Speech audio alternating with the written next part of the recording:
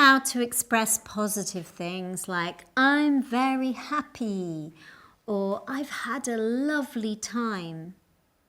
But sometimes we don't feel so great. Sometimes we feel nervous, worried, anxious.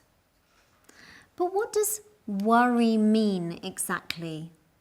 And how can we express it in English? You're about to find out. Are you scared of something? Spiders, cockroaches, needles, heights, crowded places? We all have something that we find terrifying. That's why it's good to know how to express fear in English. When you feel fear, you can say you are scared, afraid, frightened, and even worse, terrified, horrified, petrified. If you want to make a sentence with one of these words, you must follow this structure.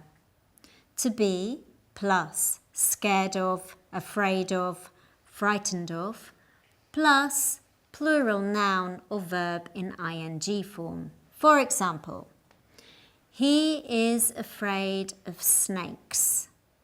My daughter is scared of balloons. Tom got petrified when he saw the spider. She is terrified of swimming in the open sea. What about worry? You worry or you feel worried when you think about problems that might happen, and that makes you unhappy and frightened.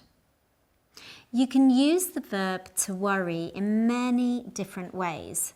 Here you have some examples. I am worried about my father. She got very worried when she saw him bleeding.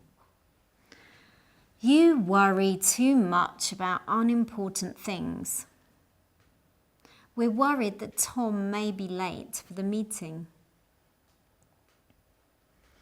You can also suffer from anxiety or feel anxious. Anxiety is an uncomfortable feeling of nervousness or worry, so it's much worse than feeling just worried. Let's see some examples. I've been feeling very anxious about my health lately. Some dogs feel anxiety when they're left alone. Solitude can cause anxiety issues. He's so anxious over winning the first prize. So we've talked about how to express fear, worry, and anxiety. But what can we do when someone else expresses fear, worry, or anxiety? What can we say to help? Here are some ideas. Don't worry about it. Everything will be fine. Stop thinking about it. I'll make you a nice cup of tea. Let's go for a walk. Try to think positive. You've got nothing to worry about. By the way, the adjectives we've just seen, worried, anxious, scared, and others, often go with prepositions.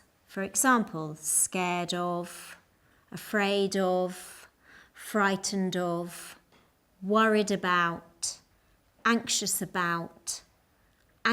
over, stressed about, angry with. Are the good old prepositions. What would we do without them? Nice work, people. See you in a minute in lesson 4. In English, there are many idioms to express fear. You can say you're scared to death, for example. That is very, very scared. You can also say that you're shaking like a leaf, or that you're so scared you're turning white as a ghost, like me when I watch a horror film.